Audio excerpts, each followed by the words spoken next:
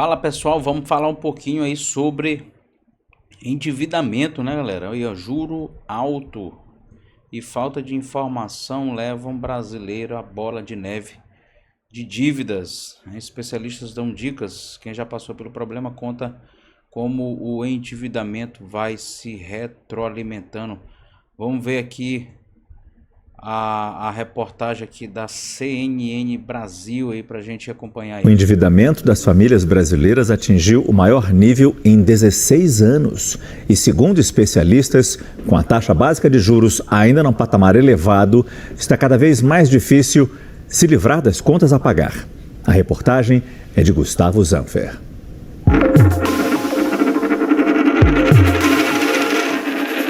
Imagine que 1/3 de todo o dinheiro que você recebe no mês já tenha dono antes mesmo de você chegar ao supermercado. O Banco Central confirma que mais de 29% da renda das famílias brasileiras estão comprometidos com dívidas e juros. Ó, isso aí já é um dado extremamente preocupante, pessoal. Extremamente preocupante. Cerca de praticamente 30%, né? Vamos colocar logo 30%. Ou seja, se uma pessoa ganha 3.000, né? R$ 900 é só para pagar a dívida de juros, galera. Só para pagar a dívida de juros. Isso aí é abominável, cara. Isso aí é inadmissível, porque vai sobrar o quê? 2.200 para a pessoa viver, né? Pagar uma moradia, uma prestação, ou então um aluguel que custa aí R$ 1.000, né? E aí vamos colocar também os custos dessa moradia, né? Luz, água, internet, telefone. E aí você coloca também aí os custos de transporte, alimentação. Então é bem difícil da pessoa viver, né? Tá muito difícil mesmo. Mas vamos continuar aqui assistindo a reportagem. Não é aluguel, não é comida, é o custo do dinheiro. A Vânia é artesã e vive essa.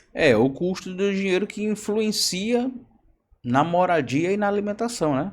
A verdade é essa. Essa estatística na pele. Ela admite que faltou educação financeira, mas reforça a realidade de milhares de brasileiros. Pô, cara, ela admite que faltou educação financeira. Isso aí é o primeiro passo, né, para que ela de fato possa sair dessa situação atual pela qual ela vive, né? Porque quando você admite falta de conhecimento, quando você reconhece que não focou naquilo que realmente é necessário, né, para que a pessoa possa administrar bem as suas finanças.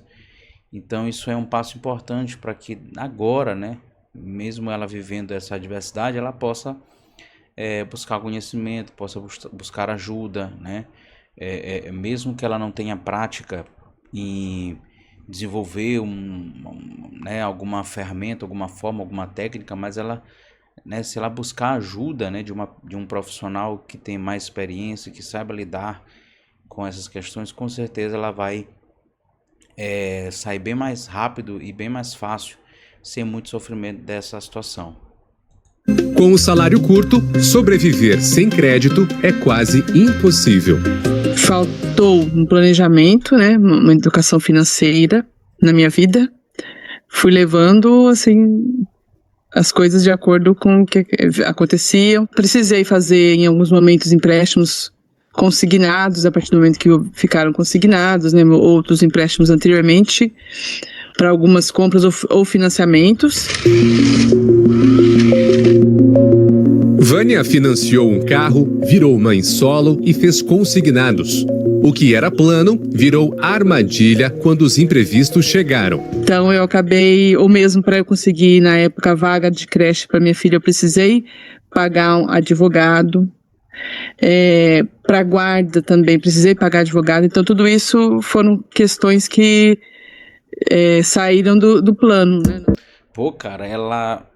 Olha o que aconteceu aí com essa senhora aí. Ela fez um financiamento de um veículo, né, novo.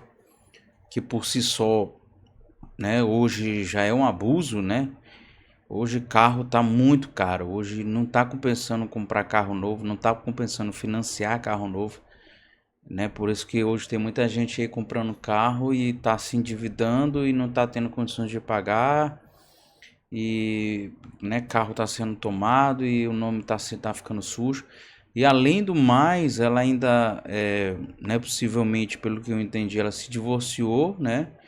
E para, né, concretizar o divórcio, ela teve que pagar um advogado. E aí, olha a soma de fatores, né, que fez com que essa senhora construísse essa dívida, né?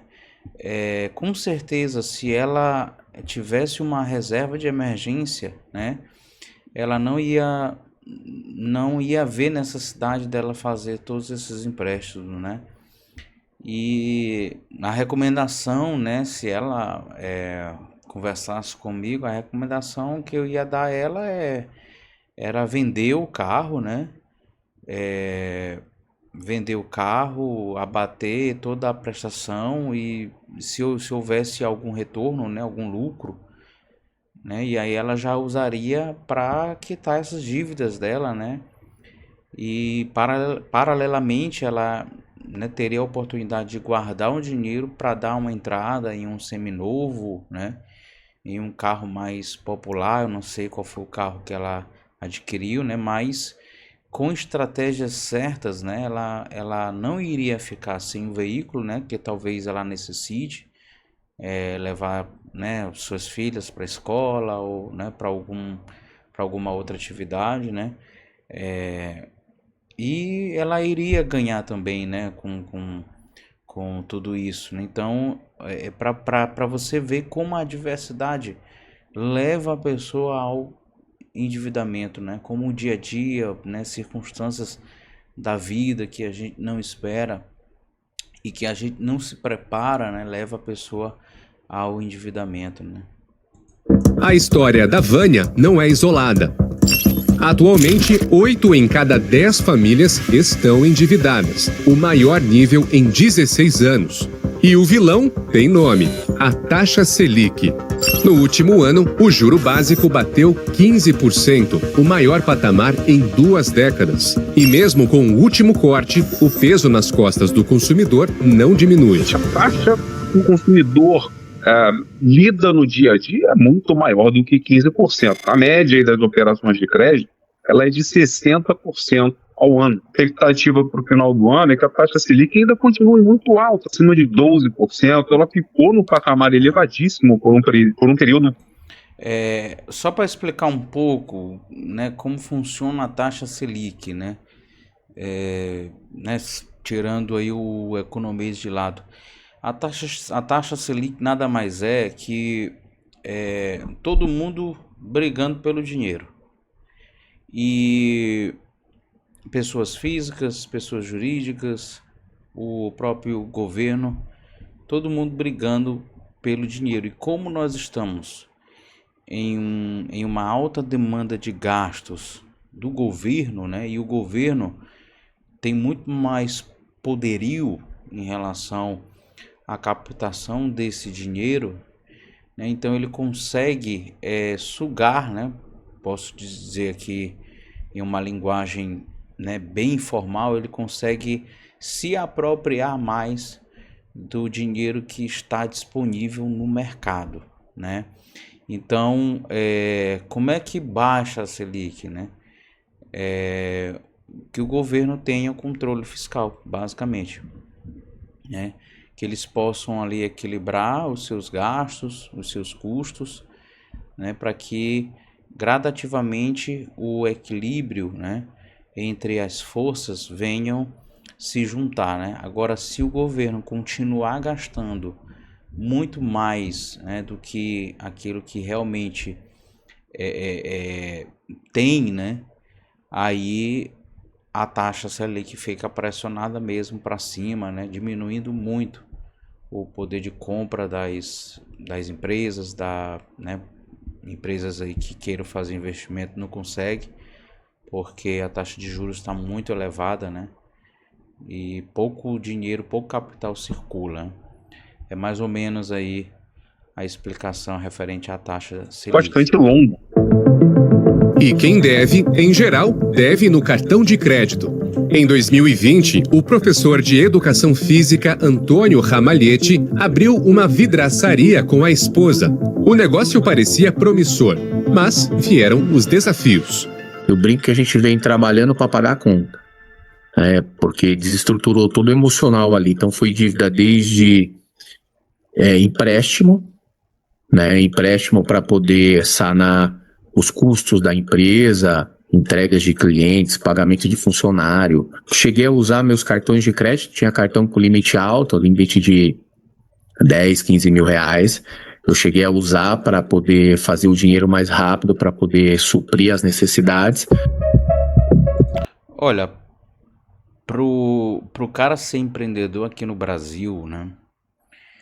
Ele tem que ter muita habilidade em relação a controle financeiro, cara. Tem que ter muita técnica em relação a fluxo de caixa, né? Ele vai ter que ter apoio contábil, né? Por quê? Porque nós pagamos uma alta carga tributária que necessita de um acompanhamento de um contador, né? Ele precisa de um educador financeiro para identificar quais são os gastos que são supérfluos, né? Aquilo que pode ser cortado, né? Se é hora de fazer um novo investimento, de comprar um novo maquinário, de aumentar ali o número de funcionários, né? Então tudo isso requer conselhos, requer mentoria, né? Requer consultoria, entende? E ser empreendedor aqui no Brasil é muito complexo, né? Por isso que dados do Sebrae mostram que muitas empresas elas não conseguem chegar aos 3 anos, né? Porque exatamente por falta desse feeling técnico, né? Desse controle, dessa habilidade, né? Que é bem difícil mesmo, é bem difícil ser empreendedor aqui no Brasil, né? E a gente vê aí pela própria história aí do rapaz aqui, né? O rotativo do cartão de crédito é uma das opções mais acessíveis e mais perigosas ao consumidor. Ele é adicionado automaticamente quando o consumidor paga só uma parte do valor total da fatura até o vencimento. Não recomendo. Não faça rotativo. Não faça rotativo. Se você pode pagar a fatura inteira, pague. Se não puder pagar a fatura, não pague nada. Não pague nada. Ou é tudo, ou é nada. Ah, Marcelo, mas eu vou ficar inadimplente. Infelizmente vai. Porém, o que eu recomendo para você, né? Já estou dando aqui uma dica aqui maravilhosa. Você vai guardando esse dinheiro, abre aí uma caixinha no Nubank, ou então um pouquinho aí no Banco Inter, né? Ou então em outro banco aí que você se relaciona, né? Que esse valor que você colocar lá produzam rendimentos diários, certo? E aí quando o banco entrar em contato com você oferecendo descontos, oferecendo baixas taxas de juros, né? Aí sim, com esse dinheiro que você guardou, né? Que você aplicou para futuramente pagar o cartão, aí sim você vai ter um bom desconto, você vai ter um bom dinheiro, né, para que você possa quitar até com descontos aí de 90%, 96%. Já peguei clientes, né, já peguei alunos aí que conseguiram desconto de 96%, né? Tipo, tava com uma dívida de 18, né, de 25 mil, né, pagou aí 3 mil, 4 mil, né, então vale a pena. Eu não estou dizendo para que você possa ficar inadimplente, né? Você vai ser obrigado a guardar esse dinheiro, porque vai chegar uma hora que o banco vai entrar em contato com você. Ah, Marcelo, mas eu vou entrar no Serasa. Mas você, de uma hora ou outra, você ia entrar, porque você pagando o rotativo, você não ia conseguir arcar com as despesas futuras do seu cartão de crédito, tá bom? E os juros médios cobrados pelos bancos neste tipo de operação subiram para mais de 400% ao ano em fevereiro, segundo os dados do Banco Central. Exatamente. Por que você não vai conseguir pagar? Se você pagar só aquela parcela mínima e deixar para o próximo mês. Exatamente por conta desses juros aí, juros altíssimos, 450% ao ano, né? Isso aí é um abuso, né? Isso aí só no Brasil que acontece isso, né? Então, ou paga tudo ou paga nada, né? E o nada, aquele dinheiro que você iria pagar o mínimo, né? Você já abre uma caixinha no Nubank ou no porquinho lá do Banco Inter, né? Ou então lá no cofrinho lá do Itaú, né? E aí você já vai armazenando aquele dinheiro ali, né? Com rendimentos diários. No próximo mês você também vai guardando e assim sucessivamente. Quando o banco entrar em contato com você, né? Eles vão dar uma proposta para você, você dá a sua contraproposta. Olha, banco, eu tenho tanto, você aceita essa proposta? Não, eu não aceito, mas vai chegar uma hora que o banco vai aceitar a sua proposta e você vai ter já um bom dinheiro guardado. E aí vai unir os acordos, o seu acordo com o acordo do banco, entendeu? As pessoas pegam esse crédito, só que como os juros multiplicam demais, o que já estava faltando lá no orçamento acaba realmente causando um grande déficit orçamentário aí. E a dívida mais perigosa, né? É o grande vilão, porque se você parcela um rotativo aí, a sua dívida pode quadriplicar em um ano. Por isso que eu digo, ou paga tudo ou paga nada. Entenderam agora aí, né? Os economistas têm um nome para o que está acontecendo: renda sequestrada. Quase 30 centavos de cada R$1 que o brasileiro ganha não circula.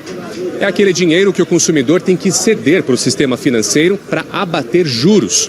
Não vai para o comércio, não vai para serviço, não aquece a economia. Eu fiz vários consignados e algumas renovações que era para onde você pegava um troco para respirar. Então eu sempre trabalhei muito, cara. Minha primeira aula de personal é 5h30 da manhã, eu chego em casa às 11 da noite e a sensação era que assim, eu trabalho e não vejo dinheiro na minha conta. Bola de neve, né? Bola de neve. A gente vê aí que o rapaz aí ele não tá vivendo, né? Ele tá sobrevivendo. A verdade é essa. O cara acorda às 5h30 da manhã, chega em casa às 11 horas e não vê o dinheiro ali rendendo, não vê o dinheiro, não vê o patrimônio crescendo, né? Esse rapaz precisa aí urgentemente aí de uma mentoria, de um acompanhamento, né, em suas finanças, para saber o que realmente está acontecendo. Essa bola de neve, porque a gente vai já pagando além, né, um valor bem mais alto com juros, então isso já vai te tirando as condições. Especialistas são enfáticos. O endividamento tem dois pais: os juros altos, que estão fora do controle do consumo, e a falta de educação financeira, que pode ser trabalhada. Olha, eu coloco mais aí a segunda opção, porque os juros altos vai chegar um momento que ele vai cair, né? Logicamente que depende de uma política fiscal, né, do governo, né? O governo precisa conter os seus gastos, né? O governo precisa apresentar um plano de contenção de despesas urgentemente para que o seu fiscal, né, se equilibre, né? E assim, esse ano aí vai ser ano de eleição, né? Vamos ver como é que vai ser o cenário, né? Se Lula continuar aí, eu acredito que essa dinâmica vai continuar, né? Então o que eu recomendo de fato é guardar o seu dinheiro, até porque a taxa Selic você consegue ter um rendimento muito alto, né? 15% aí o Tesouro Selic, né? Tirando aí o imposto, você consegue aí pegar 13,75, né? 14,25 aí de rendimento, né? De retorno. Isso dá muito mais do que 1% ao ano. Ou seja, se você colocar R$1.000, né, você vai pegar aí R$1.200, R$1.150. Então é um bom retorno, né? Por isso que o juros alto, né, obriga a gente a não gastar. E quando a gente não gasta, nós não movimentamos a economia. E quando nós não movimentamos a economia, as empresas perdem dinheiro, não tem lucro, a engrenagem econômica ela não roda, né? E causa esses efeitos aí que vem causando, né? Muitas empresas não conseguem fazer novos investimentos, entendeu? Não conseguem realizar novas contratações. É bem complicado, né? Mas vamos sair dessa. Vamos ver se esse ano aí a gente consegue ter um pouco mais aí de discernimento, né? Para que a gente possa compreender aí um pouco melhor a situação em que nós estamos vivendo. E a gente fez uma pesquisa para entender qual que é a intenção dos brasileiros para esse ano, e 8 em cada 10 das pessoas entrevistadas disseram que vão buscar educação financeira para evitar entrar numa bola de neve novamente. Então, a gente vê sim que existe um interesse, porém, infelizmente, a gente também vê que juros e essas contas essenciais, elas estão apertando um pouco mais o orçamento, tornando mais difícil sair do endividamento. Que bom que o brasileiro tem demonstrado esse interesse. Porém, não é uma cultura, né? Não é uma cultura. Para você estudar educação financeira, você vai ter que ler bastante, você vai ter que estudar bastante. Então, aí vem a pergunta, né? O brasileiro médio tem esse tempo de sentar e estudar, né? Então, é uma pesquisa bem controversa, né? Eu acredito que muitos brasileiros irão terceirizar, ou seja, irão contratar mentorias, consultorias, né, irão contratar educadores financeiros, né, para que possam ajudá-los a sair dessa situação e direcionar, né, mostrar um caminho ali para a prosperidade. Da perspectiva de analistas, para os próximos meses, o cenário segue incerto. Com o fiscal pressionado e conflitos internacionais no radar, como a guerra entre Estados Unidos e o Irã no Oriente Médio, a chance do brasileiro retomar o poder sobre o próprio salário ainda parece distante. A gente passa por um desequilíbrio fiscal grande ao longo dos últimos anos, o déficit público é elevado, a dívida pública é elevada. Foi o que eu falei agora há pouco. Tá aí o economista aí falando, né? Ele só está repetindo o que eu falei agora há pouco. Isso também pressiona a taxa de juros. Então a gente precisa desaquecer a economia, não tem jeito, para desacelerar a inflação e também fazer um ajuste fiscal. Com essas duas coisas em conjunto, a gente pode ter uma taxa de juros menor e aí, consequentemente, você tem um custo de crédito mais barato, você vai aliviando o consumidor ao longo do tempo. Exatamente, tá aí, ó.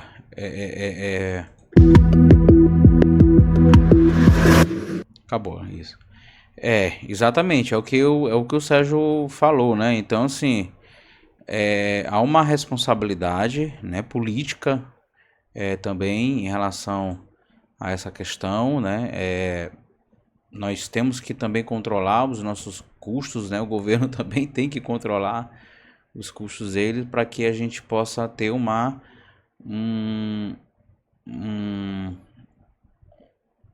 decrescente, né? No caso, uma decaída, né? Desculpa, desses juros, né? Que os juros venham cair, né?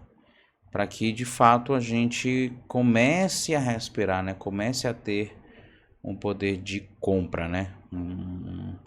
E um poder também até mesmo de ter a possibilidade de sair do endividamento, né? Então, se você quiser, né, a gente se coloca à disposição.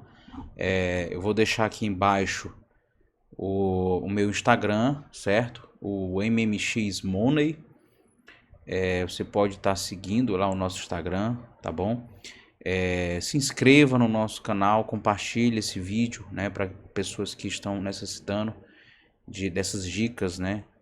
E ative o sininho das notificações, porque nós sempre trazemos em vídeo, né? Vamos trazer novos conteúdos relacionados à educação financeira, conteúdos extremamente importantes para que você possa ter uma base sólida, né? Ter ali um artifício para que você possa crescer, organizar suas finanças, tá? E nos colocamos também a prestar uma mentoria, certo? Se você quiser conversar conosco, nós damos ali a primeira entrevista, né? A primeira mentoria totalmente de graça, né? Vamos ter ali uma conversa de 45 minutos a 1 hora, para que a gente possa entender qual é o seu objetivo, né? Se é organizar financeiramente, se é sair da dívida, se é realizar um objetivo, um sonho, montar algum negócio. A gente ajuda você, por meio da educação financeira, a atingir os seus objetivos, beleza? Então, muito obrigado aí por ter acompanhado o nosso vídeo, o nosso canal. Se inscreva, tá? E deixe um gostei, tá bom? Um grande abraço aí.